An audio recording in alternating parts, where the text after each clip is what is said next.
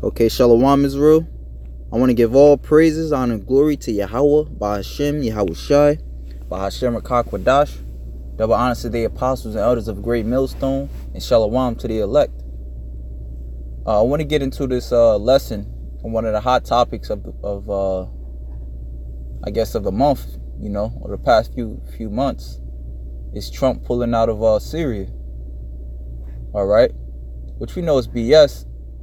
And as you see here, I got this article entitled why are we in the Middle East?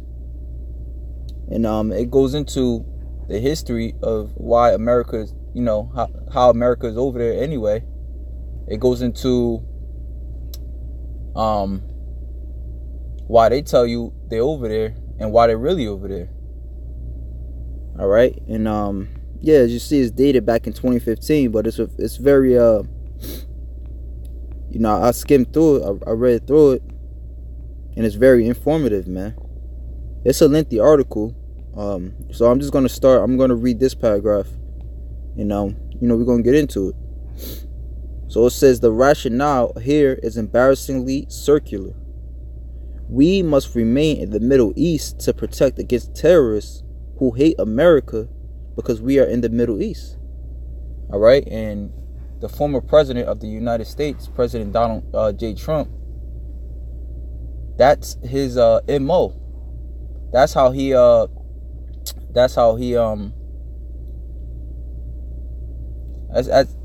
other presidents, that's how they what's the word I'm looking for? That's how they back themselves up. We must remain in the Middle East, all right, because they're terrorists and we're protecting our citizens.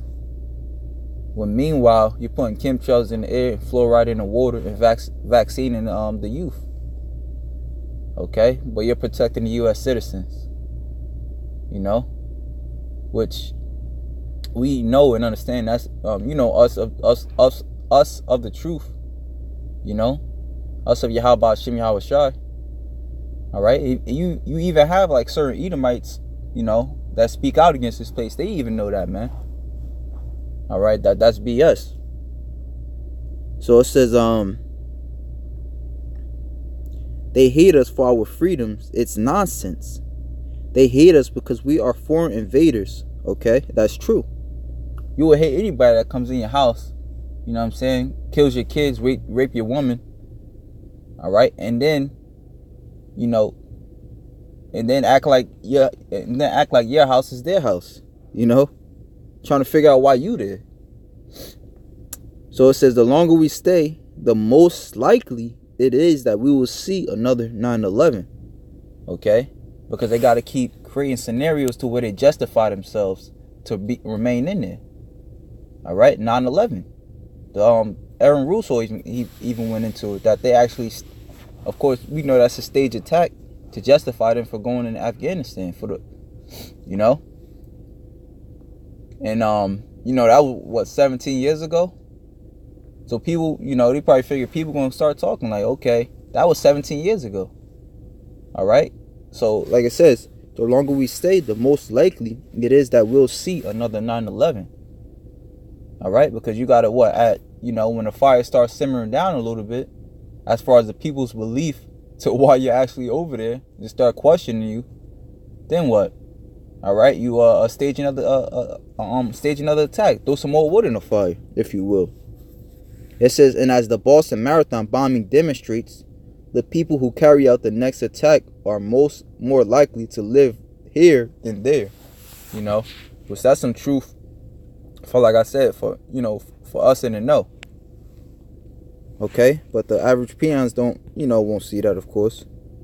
Now I got another a video I want to play, which is just something a little bit more updated, December 20th, and it's entitled "U.S. Power in Middle East Isn't Going Anywhere." All right, so let's play it.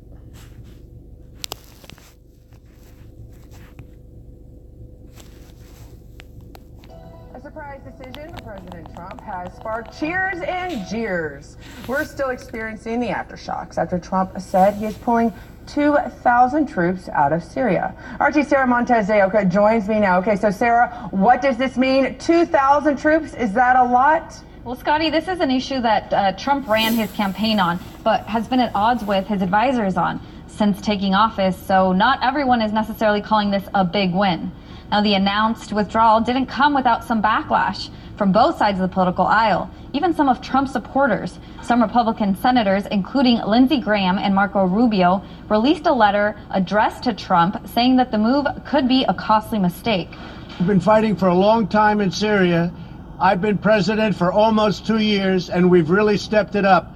And we have won against ISIS. We've beaten them, and we've beaten them badly. We've taken back the land, and now it's time for our troops to come back home. I get very saddened when I have to write letters or call parents or wives or husbands of soldiers who have been killed, fighting for our country. It's a great honor. We cherish them, but it's heartbreaking. There's no question about it. It's heartbreaking. Now we've won. It's time to come back. Hey, mind you, this is the same guy who, once he got into the office, he sent 50 Tomahawk missiles over there in Syria. But it's heartbreaking. You know, we're dealing with the devil here, man. Barring any other surprises, 2,000 U.S. troops are now expected to pull out from Syria. But what does this mean for the rest of the Middle East, where thousands of U.S. military troops still remain? Let me break it down for you. The United States currently has over 1,000 military bases worldwide. Now, some are not formally acknowledged by the U.S., but many of those are located in the Middle East, and many more in nearby, like Greece and Italy. According to a Pentagon report on U.S. military personnel, the total number of U.S. soldiers and civilians working for the DoD in the Middle East is over 54,000. Now, the report cites that during the summer of 2017, President Trump increased that number of U.S. troops in Syria and the broader Middle East by 33%. But with 2,000 troops coming home, will that really make a difference? U.S. troops are still deployed to at least 7 Middle Eastern countries. In the latest numbers of U.S. troops and civilians present in the Middle East, they're as follows. In Israel, for example, the U.S. operates a radar facility as well as a base for its 6th Fleet in the Mediterranean. Qatar hosts an estimated 10,000 troops and a U.S. force air base. Now, Bahrain holds an estimated 8,000, and not just in outposts, but also the headquarters of the Navy Central Command and the 5th Fleet. Kuwait holds 17,500, along with Navy and Air Force bases. United Arab Emirates, 4,700, with yet more Navy and Air Force bases. Iraq, still 5,000 troops. 5,000 troops. They remain there even though the fight against ISIS there is largely over. Oman has 200, and Jordan, which is at a short drive from Damascus, has about 1,500 American troops, as well as within striking distance of Syria. So, Scotty, it's not only Jordan, but these several thousands of American troops and bases in the Middle East that it won't take much time to get some U.S. aircraft in the air towards Syria. Absolutely. These are some large zeros that I'm seeing on your board here. However, are we seeing any of the pressure that they're putting on Donald Trump from his own party, as well as those within the Democrats, that this is a bad idea? Is this showing any signs that President Trump is going to just back off on what his original announcement was? There's really no sign of that, and they're already starting to pull troops, so it looks like Donald Trump is sticking to his word this time. Thank you, Sarah. Keep your eye on this. You see? So, let's say hypothetically Trump did pull troops out of Syria. He just had like he was going into the statistics of how Trump has thousands of troops all around Syria. So it would be nothing for them to send, troops from Kuwait or Afghanistan right over there, man. And we know the spirit of this devil, Esau Edom, man. That his blessing is a sword, so he can't put down the sword. Okay? Now, this is something more recent. This article is more recent, as it's dated December 31st, 2018. It says U.S. slowing things down on troop withdrawal from Syria. So here it is. Trump being the devil he is. First, he gives that heartbreaking that so-called heartbreaking speech to where we're sending troops home because we don't You know, we don't like the amount of deaths that's going on over there. But here it is, you're slowing things down. Now it reads, the U.S. troops withdrawal from Syria needs a pause in order to protect the Kurds. The potential interests of Israel and to prevent Iran from scoring a big win in Syria to top GOP senator has said. Okay, like we just read, man. You know, it's all as they're gonna push it. It's all against terrorism. It's all to protect their own. It says the withdrawal of the U.S. military from the country is currently in a pause situation. You know, Senator Lindsey Graham told reporters on Monday after having lunch with President Trump at the White House. We talked about Syria. He told me some things I didn't know that made me feel a lot better about where we're headed in Syria, said Graham, who was an outspoken critic of Trump's decision to pull troops out of Syria. I think we're slowing things down in a smart way. Earlier this month, Trump announced his decision to withdraw the U.S. contingent, believed to be some 2,000 strong, from Syria, yet again claiming victory over the Islamic State, ISIS, if you will. Terrorist group in the country, Graham believes the group was not actually defeated, and the president promised to destroy it again. He promised to destroy ISIS, which, by the way, ISIS is a group set up by the U.S. He's going to keep that promise. We're not there yet, said the senator, and he never will be. Okay? And he never will be. Apart from that, Trump is worried about the potential dangers to Israel and will work with Ankara to ensure that we don't have a war between the Turks and our allies, the Kurds. We still have some differences, but I will tell you that the president is thinking long and hard about Syria, how to withdraw our forces, but at some time achieve our national security interests, which are to make sure ISIS is destroyed. That's an oxymoron. All right?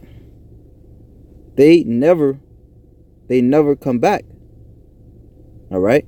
Which, like I said, this is America. Hey, America's funding both sides of it's, you know, throwing fuel, if you will, from both sides of the fire. Okay, here it is. They supposedly there to protect, you know, their allies. All right, but at the same time, they're also funding ISIS. Okay, so now, what, they had to continue to stay over there because what, Trump has to, you know, achieve his goal and destroy ISIS. You know, it's all a big game, man. All right, and these American soldiers, as well as the people, all right, are the players. All right, that's why we warn people not to go, you know, not to enlist in the military. All right, because you're basically Esau's punching bag. You know, but it is written how this thing is going to escalate, man. This thing is going to escalate, and in the book of Second Esdras, how it says that the bridegroom shall mourn having no brides because they're going to go forth into the wars. All right, so this is World War III. All right, this is World War III brewing up. It says Trump's abrupt decision to withdraw from Syria has withdrawn bipartisans' ire, as well as triggers a warmongering meltdown in the media. Graham himself has demanded hearings on the Syria move, as well as on Trump's decision to scale down the U.S. military presence in Afghanistan.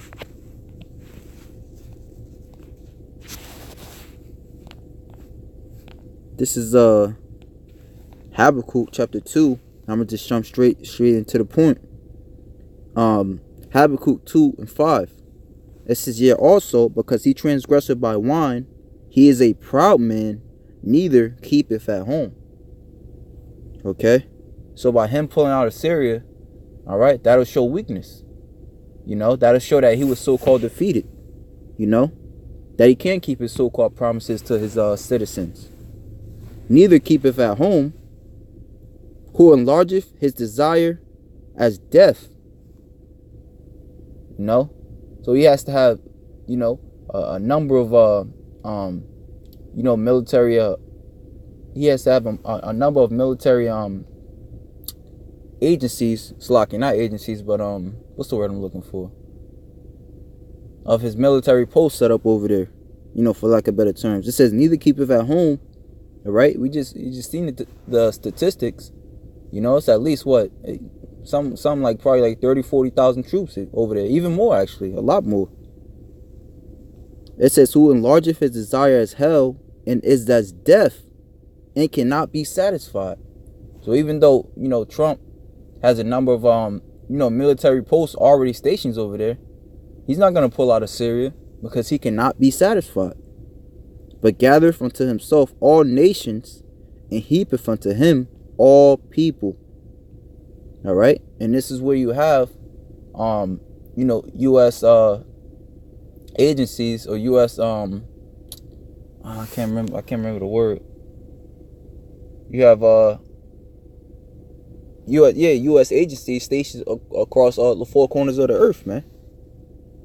You know, U.S. embassies, that's what it's called. U.S. embassies are stationed across all the four corners of the earth.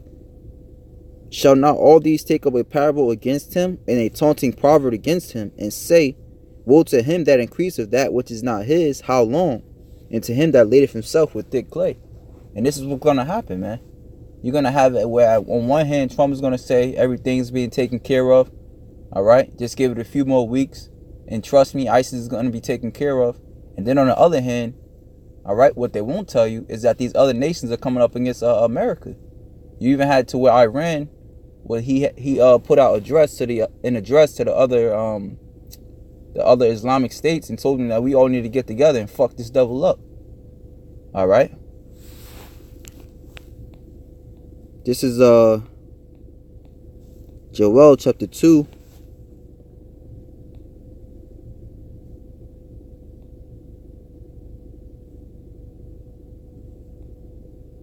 Joel chapter 2, verse 20.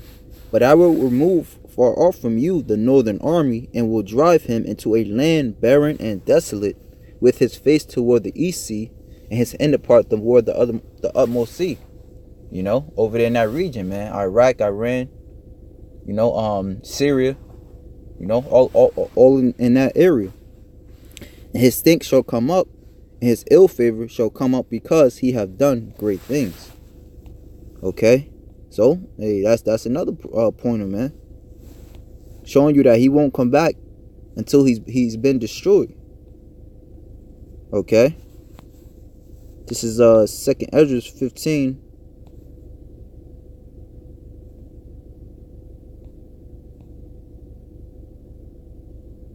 In verse 28, it says, behold, an horrible vision, and the appearance thereof from the east, where the nations of the dragons of Arabia shall come up with many chariots, and the multitudes of them shall be carried as the wind upon earth, that all they which hear them may fear and tremble.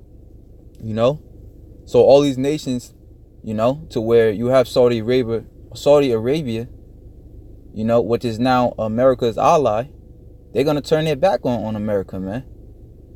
You know, we already seen the snippet of that, to where they killed one of America's journalists, Jamal Khashoggi. Okay. So it says also the Carmenians raging in wrath, which is also prophecy in Obadiah, was it like verse 6 or 7? All those that were confederate with thee had basically brought thee to the border. You know? So hey, they're gonna use you to basically bring you into that trap, just to turn against you. And that's the power of Yahweh Hashem Yahweh Shai. This is 2nd Ezra 15 and 30. And what was that? 30. Also the Carmenians, which are the modern day Iranians, raging in wrath, shall go forth as the wild boars of the wood, and with great power shall they come and join battle with them. Okay, like it was just going into how that address of where the Iranians were reaching out to the other Islamic states, man. All right, that we need to come together and oust this devil. And with great power shall they come and join battle with them, and shall waste a portion of the land of the Assyrians. Okay, hey, so they're gonna get together and waste a portion of America. And there shall the dragons have the upper hand, remembering their nature. And if they shall turn themselves, conspiring together in great power to persecute them, then these shall be trouble bled, and keep silence through their power, and shall flee. Okay. Hey, so it's not looking good for you devils, man. And like, hey, the site, you know, I had read in HuffPost is that it's going to get bad out. It's going to get so bad that Esau is going to have no choice but to stage another 9/11 attack, if you will. All right, because the casualties is going to be crazy. All right, which means what? They're going to have to implement the draft. Like I had quoted 2nd Esdras, the 16th chapter, how the bridegrooms are going to mourn not having no brides, because their brides is going to go forth into the wars.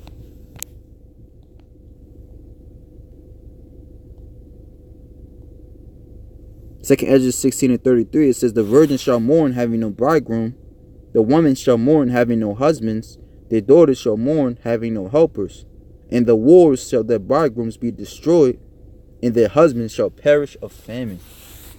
All right. And you know, hey, that's going to leave room for the elect men out there. More women for us. Isaiah 4:1.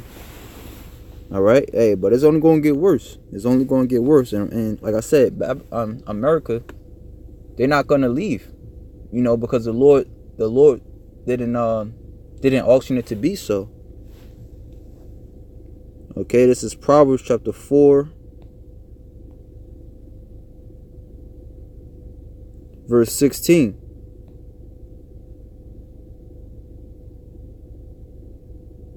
It says, for they sleep not unless they have done mischief. I'm going to start at 14 actually. It says, enter not into the path of the wicked, and go not in the way of evil men. Avoid it, pass not by it, turn from it, and pass away. For they sleep not unless except they have done mischief, and their sleep is taken away unless they cause some to fall.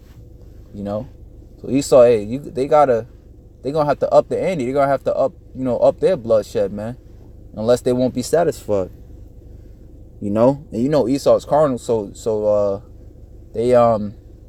Esau is carnal. You know, so one of the ways they're gonna try to intimidate those Arabs over there is by numbers, man. For they eat the bread of wickedness and drink the wine of violence. Okay, so Esau is going to get, hey, this is Esau's, you know, as Esau said, this is how he gets a hard on, man, by violence. You know, hey, so that was it, man. Lord willing, you all can edify. Shalom to the elect.